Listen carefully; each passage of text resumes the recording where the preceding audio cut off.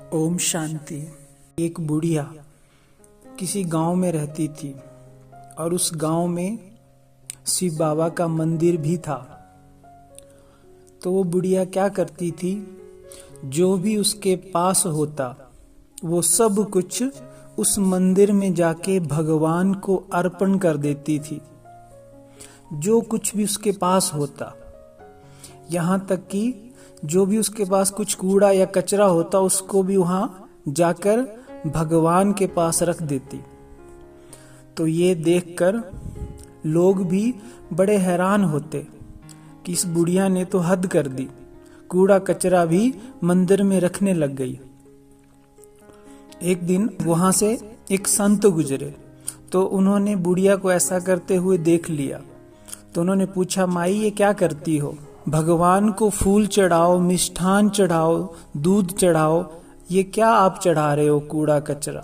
ऐसा क्यों कर रहे हो? तो बूढ़ी माता ने कहा कि इनसे पूछ लो, मतलब भगवान से पूछ लो, मेरे पास कोई उत्तर नहीं इसका। तो वो चली गई। तो वो संत भी चुप हो गया।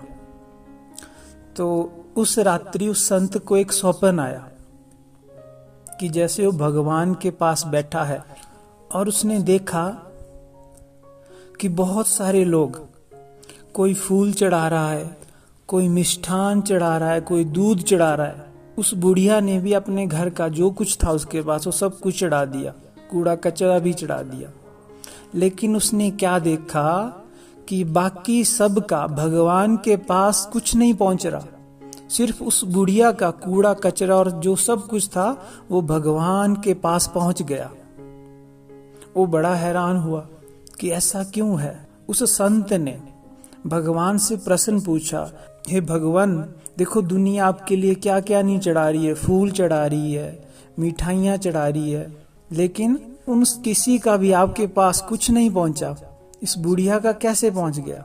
भगवान ने बड़े मुस्कुराकर कहा कि बच्चे, जो संपूर्ण, जो समग्र समर्पण करता है वही भगवान के आगे, वो उसका सब कुछ भगवान के पास पहुंच जाता है। जो संपूर्ण समर्पण करता है, जो सब कुछ दे देता है समग्र भाव से, जो सब कुछ परमात्मा के आगे रख देता है, सिर्फ उसी का भगवान के पास पहुंचता है। बहुत सुंदर बात इस कहानी से। बाकी तो फूल चढ़ा रहे हैं, 2 फूल अपने तोड़ रहे हैं, 2 पड़ोसी के। कोई दूध चढ़ा रहा है, उसमें पानी मिक्स कर रहा है, कोई मिष्ठान चढ़ा रहा है कंजूसी से। तो बहुत सारी भावनाएं ऐसी रहती हैं, लेकिन जिसने अपना सब कुछ भगवान को अर्पण कर दिया, चाहे वो कुछ भी है, वो सब कुछ परमात्मा के पास पहुंच जाता है। इसे ही कहते हैं बलि चढ़ना, अपना संपूर्ण सब कुछ परमात्मा को दे देना, संपूर्ण समर्पण। तो ऐसी बलि परमात्मा के आगे लग जाती है। तो आज हम बात करेंगे डबल लाइट स्थिति की। बहुत सुंदर स्थिति है डबल लाइट, जिसमें संपूर्ण हल्कापन, शांति, सुख और मन की हलचल, मन की हर दुविधा, अड़चन सब कुछ समाप्त हो जाती है। और क्या मिलता है? मिलता है तो सिर्फ सुकून। जीवन सुकून से भर जाता है, मन आनंदित हो जाता है और आत्मा उड़ने लगती है, जिसका बाबा ने बहुत मुरलियों में वर्णन किया।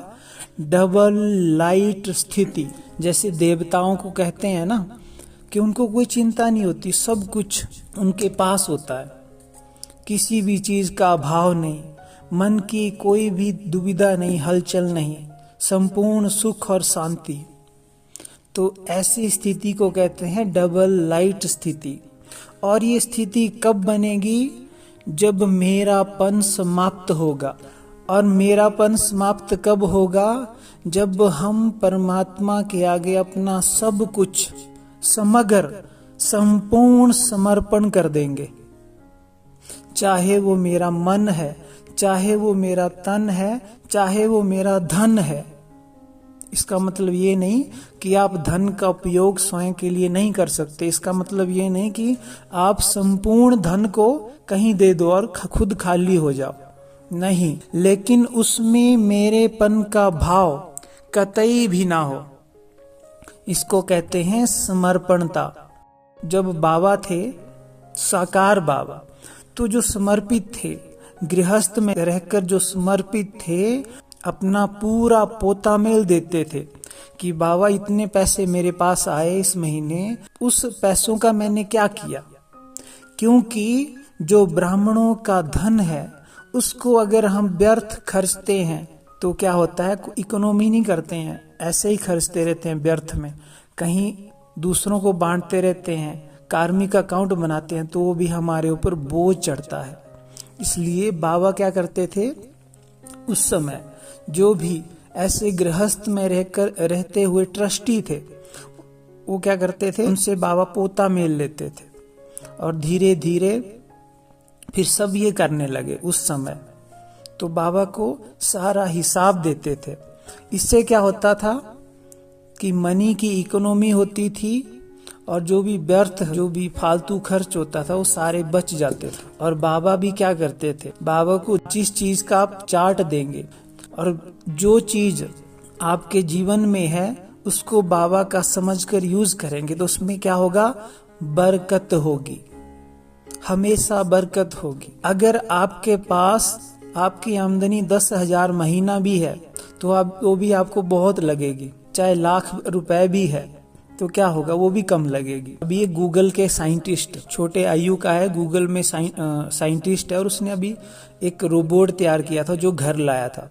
तो उनसे से मुलाकात हुई तो उनकी सैलरी करोड़ों में है और वो मुंबई में रहते हैं, लेकिन उनके पास सेविंग 0 है, कुछ बचता ही नहीं, इतने ज्यादा खर्चे हैं। कमा तो रहे हैं लेकिन बरकत नहीं है, खाली है।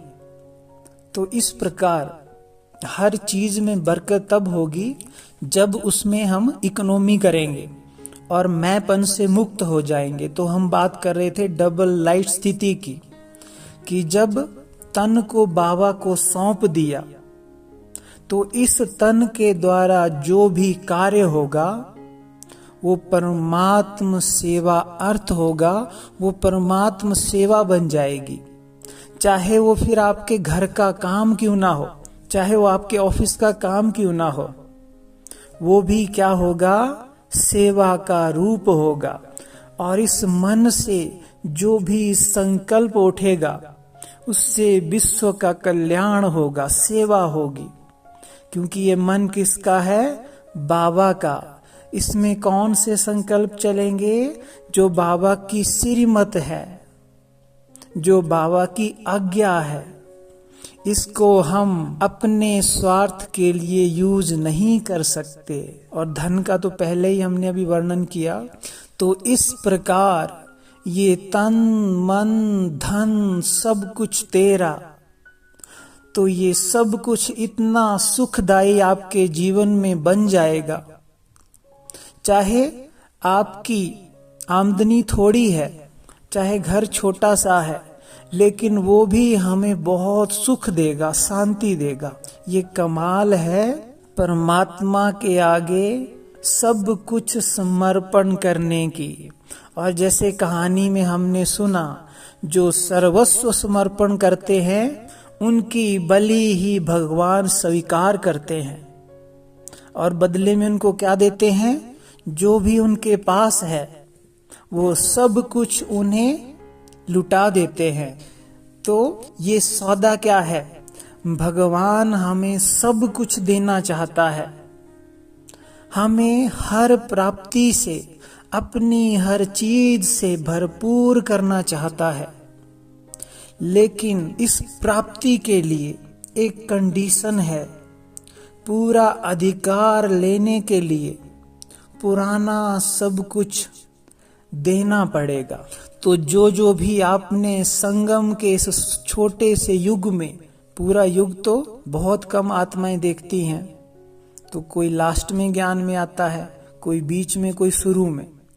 तो अपने इस जीवन में, ब्राह्मण जीवन में, जो सब कुछ परमात्मा को अर्पण कर देती है, ऐसी आत्मा वो आगे चलकर इसी संगम युग पर हर प्राप्ति से भरपूर हो जाएगी। कौन सी प्राप्ति, परमात्म प्राप्तियों से भरपूर हो जाएगी और भविष्य में कई जन्मों तक, युगों तक उसको कोई भी अभाव नहीं होगा।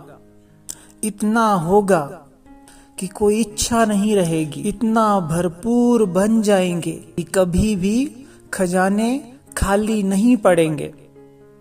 चाहे आप कितना भी बांटेंगे, कभी खजाने खाली नहीं होंगे। इतना परमात्मा हमें भरपूर कर देगा। स्वर्ग में तो प्रजा भी भरपूर होती है, वो भी क्या होती है, उनकी भी कोई इच्छा नहीं होती है। लेकिन द्वापर में भी बाबा के बच्चे बहुत ऊंच पद पर रहते हैं, हर प्राप्ति से संपन्न रहते हैं। तो जब मेरे पन को हमें समाप्त करना है, तभी डबल लाइट स्थिति बनेगी।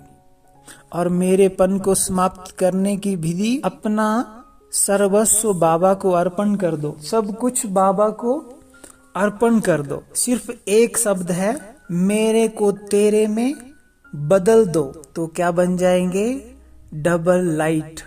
दूसरी पॉइंट, उस चीज में सदा बरकत होगी, वृद्धि होगी। वो चीज आपके लिए वरदान बन जाएगी और कभी भी आने वाले कई जन्मों तक उसका अभाव दूर दूर तक भी नहीं होगा। इतनी संपन्नता पद्म गुणा होकर वो चीज आपको प्राप्त होगी। तो एक छोटी सी बात है, मेरे को तेरे में अर्पण करना है। वैसे भक्ति मार्ग में भी हमने कहा, सिर्फ कहा ही कि मेरा सब कुछ तेरा, सिर्फ कहा ही, किया नहीं। लेकिन अब उसे प्रैक्टिकली हमें करना है, सब कुछ बाबा को सौंप देना है। तो जो सर्व समर्पण बाबा के आगे करते हैं, वो बाबा के कहाँ रहते हैं, दिल पर रहते हैं, नैनों में रहते हैं, नैनों में समा जाते हैं। तो चेक करो कि मेरा समर्पण किस ओर है, मैंपन की रस्सियां कितनी है। सर्व समर्पण होने के लिए हमें क्या करना है, 3 चीजें विशेष ध्यान में रखनी है। वो है, सबसे पहले हमें परमात्मा को जानना है।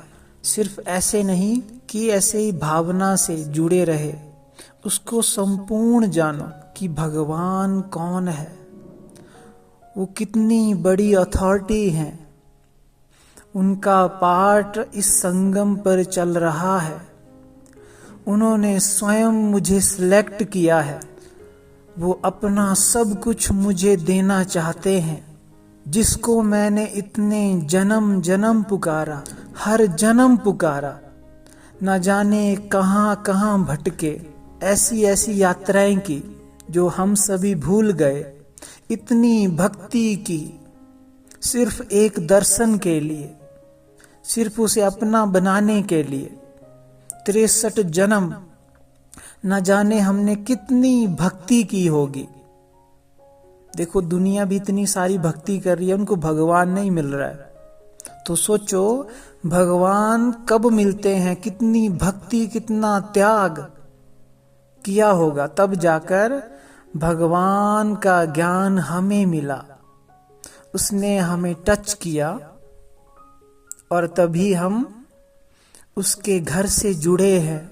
और क्या कहा था हमने कि बस बाबा, भगवान आप आ जाओ, आप मेरे बन जाओ, मुझे कुछ और नहीं चाहिए। तो वो अब हमारा बन गया है। तो उसको पहचानना है, जानना है कि कितनी बड़ी अथॉरिटी हमारा बन गया है, हमारे साथ है, सर्व संबंधों के साथ है, हमारे साथ है।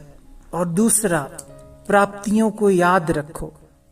पहला हुआ कि हम उसे जाने, क्योंकि जिसके ऊपर हमें समर्पण होना है उसको जानना पड़ता है। तो जानेंगे तभी तो उससे बुद्धि लगेगी, तभी तो हर मेरेपन को तेरे में बदलेंगे। और दूसरा है, प्राप्तियां याद रखो कि उससे हमें क्या क्या मिल रहा है।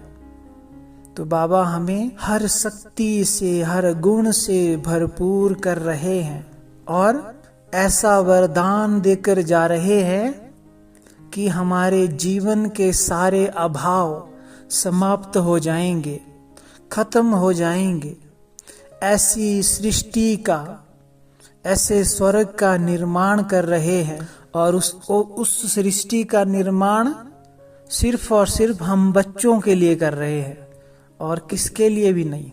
तो शक्तियां, गुण, ज्ञान और उसका अनमोल साथ, भगवान की प्राप्ति, तो क्या क्या हम उससे नहीं पा रहे हैं। ऐसे बाबा के लिए तो ये तो कुछ भी नहीं है। तन, मन, धन, धन तो जैसे कौड़ियां है, कुछ भी नहीं है।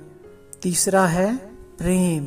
तो जैसे आशिक और मासूक का प्रेम होता है तो एक दूसरे के प्रति वो समर्पित हो जाते हैं। तो ऐसा प्रेम हमारा बाबा से हो। तो जब किसी से ऐसी लगन लग जाती है, प्रेम जुट जाता है, जैसे बहुत सारे भक्तों की मिसाल है, तो वैसे ही हम जहां भी जाएं, जहां भी रहें, सिर्फ एक बाबा को पाएं। ये है प्रगाढ़ प्रेम की स्थिति कि जहां भी देखूं तू ही तू। इसलिए तो भक्ति मार्ग में इस प्रेम को क्या नाम दे दिया कि भगवान कण कण में है, कि सब जगह भगवान को देखने लगे, सिर्फ उसके लिए ही जीवन अर्पण कर दिया, उसी की याद में, उसी की भक्ति में लीन रहे। तो ये प्रेम जब हमारे अंदर भी आएगा तो क्या होगा? समर्पण करना सहज हो जाएगा। याद करना, याद जैसे सदा जुटी रहेगी। और जब प्रेम से हम बाबा को याद करते हैं तो क्या होता है? वो भी हम पर बहुत प्रेम लुटाता है। तो प्रेम से प्रेम बढ़ता है और बाबा हमें प्रेम से भरपूर करता है। जिस मन में परमात्म प्रेम का झरना है, वो मन कितना पवित्र है, कितना आनंदित है, सुखमयी है। तो इस तरह से इस प्रेम को परमात्मा के लिए, बाबा के लिए बहुत बढ़ाना है। जहां जहां भी हमारा प्रेम क्या है?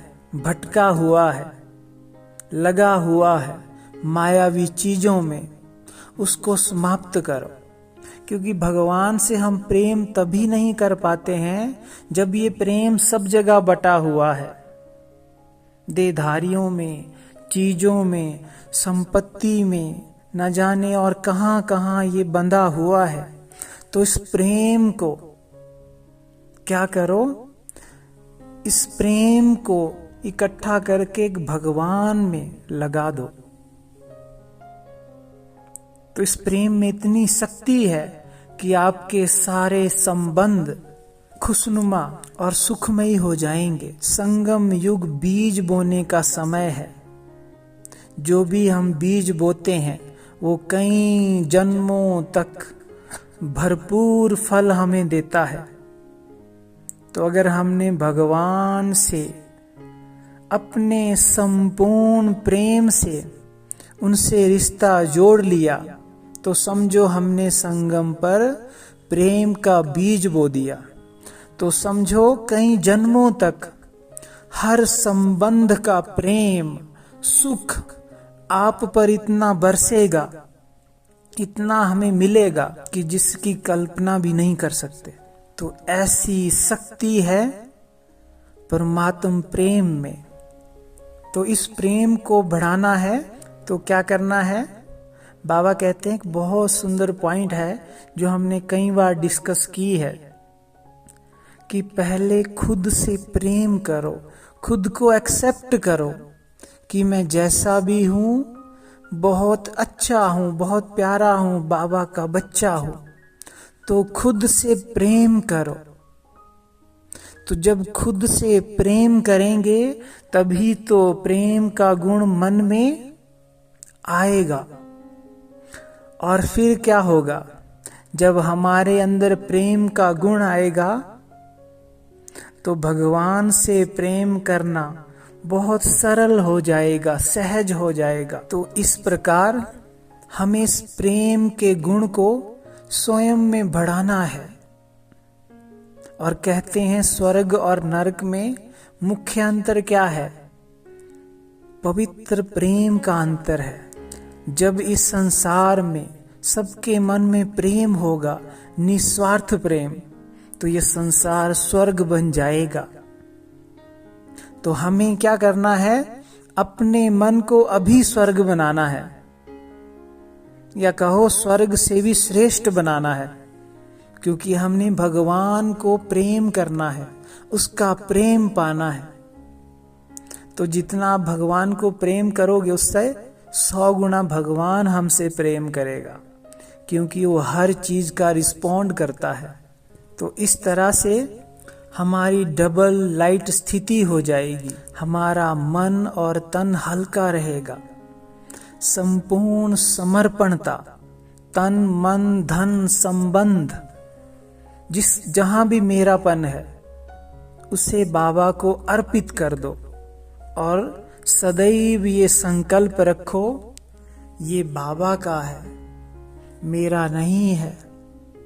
मेरापन अर्थात माया, मेरापन अर्थात विघ्न, मेरापन अर्थात दुर्गति, मेरापन अर्थात उस चीज में कटौती, कमी होना।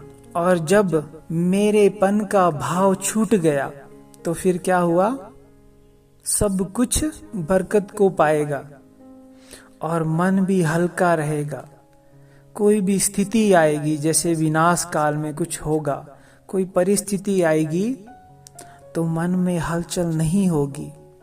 मन डबल लाइट रहेगा और सबको हम आत्माओं से सुख शांति का अनुभव बाबा करा सकेगा।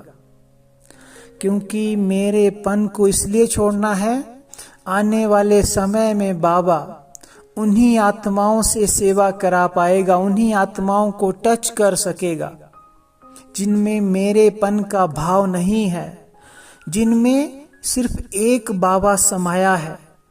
अपना समग्र जिन्होंने बाबा को अर्पित कर दिया, संपूर्ण समर्पण कर दिया है। सिर्फ मन की बात, संकल्पों की बात, अटेंशन की बात, बाकी कुछ नहीं है। बाकी जहां आप रहते हैं वहीं रहना है, जो आप कर रहे हैं वही करना है, लेकिन सिर्फ क्या बदलना है? मन के भाव को। तो हम इस मेरेपन से खुद को मुक्त करें। और मेरेपन से मुक्त होना सदा याद रखें, पूरा अधिकार लेने के लिए, बाबा का संपूर्ण वर्षा लेने के लिए एक सौदा कर लो, जैसा उस माता ने किया। क्या कर लो? संपूर्ण मेरे को बाबा को अर्पण कर दो, सर्वस्व समर्पण बाबा को कर दो। तो बाबा भी क्या करेगा? अपना सर्वस्व हमें दे देगा, सर्व अधिकार हमें दे देगा। तो एक शब्द हमें बदलना है, कहीं भी मेरेपन का भाव ना हो, ये चिंतन करना है सबने। और कहीं भी है तो उसको समाप्त करो। अपने लिए कुछ समय दो, 10 मिनट, आधा घंटा, और उसमें खुद की चेकिंग करो। और मुझे क्या करना है वो उसमें चिंतन करो। तो देखो कैसे जीवन में प्रोग्रेस होगी। जब भी जरा भी मेरापन आया तो ऊपर से नीचे आ जाते हैं, बोझ में दब जाते हैं। तो हमें क्या रहना है? लाइट, फरिश्ता, हल्का। तो कुछ भी मेरा नहीं। जैसे बाबा करते हैं कि जो डबल लाइट बन जाते हैं वो डांस करते हुए कर्म करते हैं।